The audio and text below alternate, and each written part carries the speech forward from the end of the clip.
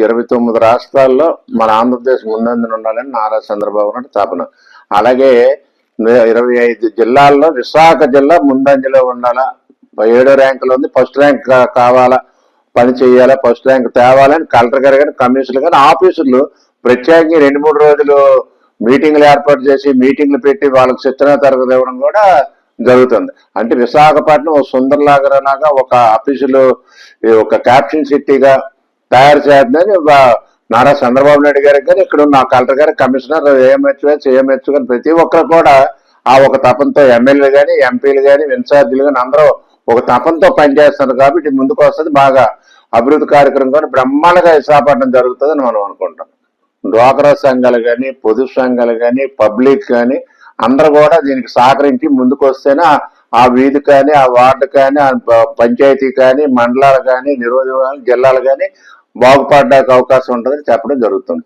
రాష్ట్రం మొత్తం మీద 55,000 మంది కార్మికులు ఉన్నారు. ఆ కార్మికులు బీమాలు వాళ్ళకి సంబంధించిన విషయంలో ప్రతి ఒక్కటి కూడా గవర్నమెంట్ ఇటువరకు గవర్నమెంట్లు ఏ ఒక్క నిర్ణయం తీసుకోలేదు. కానీ ఈ గవర్నమెంట్లో మటుకు కార్పొరేషన్ సిబ్బంది మట్టుగా అన్ని సౌకర్యాలు జరిపించడానికి మన విశాఖపట్నం 98 వార్డులు అభివృద్ధి అవడానికి ఈ జిల్లాలో ఫస్ట్ పేరు విశాఖపట్నం రావడానికి అభివృద్ధి చేస్తాను. పబ్లిక్ కానీ తర్వాత కార్పొరేషన్ సిబ్బంది కానీ కలెక్టర్ గారు కానీ కమిషనర్ కానీ ఇక్కడ ఎంపీ గారు కానీ ఎమ్మెల్యే గారు కానీ జిల్లా అధ్యక్షుడు కానీ మాకు ఆన్ చేసిన ఇన్ఛార్జి గారు కానీ ప్రతి ఒక్కరు కూడా దీని మీద దృష్టి పెట్టి కార్యక్రమాలు ముందుకెళ్లాలని అనుకుంటున్నాను. స్టేట్ కార్పొరేషన్ స్వతంత్ర కార్పొరేషన్ డైరెక్టర్ ఇచ్చినందుకే మనస్ఫూర్తిగా నారా చంద్రబాబు నాయుడు గారికి నారా లోకేష్ గారికి కానీ మనస్ఫూర్తిగా పవన్ కళ్యాణ్ గారికి కానీ మేము రుణపడి ఉన్నాం. దాని దృష్టిలో ఆంధ్రప్రదేశ్ లో విశాఖపట్నం అంటే మట్టుగా పూర్తిగా నిధులు సేకరించలేక మటు నారా లోకేష్ గారు కానీ 24 గంటలకు 18 గంటలు పనిచేసే కార్యక్రమం ముందుకు తీసుకెళ్ళడానికి మంచి అవకాశం ఉంది. ఆయన తెస్తాడు కాబట్టి నిధులు సేకరించి పనులు చేయడానికి రెడీగా ఆఫీసులు రెడీగా ఉన్నారు. భారతదేశం ముందంజలో ఉండాలా స్వతంత్ర అనే పదంతో నా ప్రధాన గారు ఆశయాలు, అది నివేదిక, ఆయన నిత్యంగా కష్టపడే పోరాటం అది. అలాగే ఈ 29 రాష్ట్రాల్లో ఆంధ్రప్రదేశ్ లో ముందుకెళ్లాలా, ఫస్ట్ ప్రైజ్ కొట్టాలా, ఫస్ట్ గా బ్రహ్మాండంగా ఈ రాష్ట్రం బాగుపడాలనే ఒక తపంతో నారా చంద్రబాబు నాయుడు పనిచేస్తారు.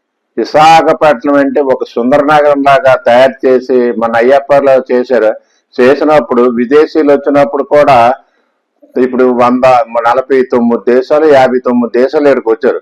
అంటే విశాఖపట్నం అనేది ఒక ఇక్కడే మన బీచ్ ఇక్కడే ఉంది, సముద్రం ఇక్కడే ఉంది. దానికి తగ్గట్టు ప్రత్యేకంగా బీసీ సంబంధించిన విషయాలు ఇక్కడ ఉన్నాయి కాబట్టి దాన్ని దృష్టిలో పెట్టి ప్రతి ఒక్కటి ఏదైనా సరే విశాఖపట్నంలో పెట్టడానికి అవకాశం ఉంది. అది మట్టుకు ఇది పెట్టినప్పుడు కూడా అది ప్రతి ఒక్క కార్యక్రమం కూడా సక్సెస్ అయ్యే అవకాశం ఉందని మనస్ఫూర్తిగా కోరుకుంటాం.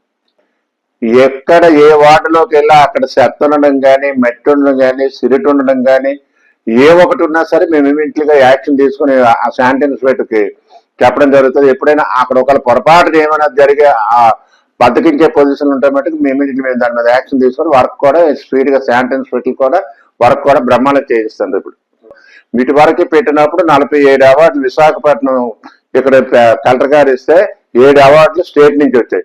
ఇప్పుడు మనం 7వ ర్యాంకులో విశాఖపట్నం ఫస్ట్ ర్యాంక్ కావాలని వీళ్ళందరూ ఆఫీసులు రాజకీయ నాయకులు అందరూ పోరాడుతుంటే ఫస్ట్ ర్యాంక్ కొట్టాల ఈ దప్పమట్టుగా ఫస్ట్ ర్యాంక్ కొట్టే అవకాశాలు అనేది చెప్తుంది.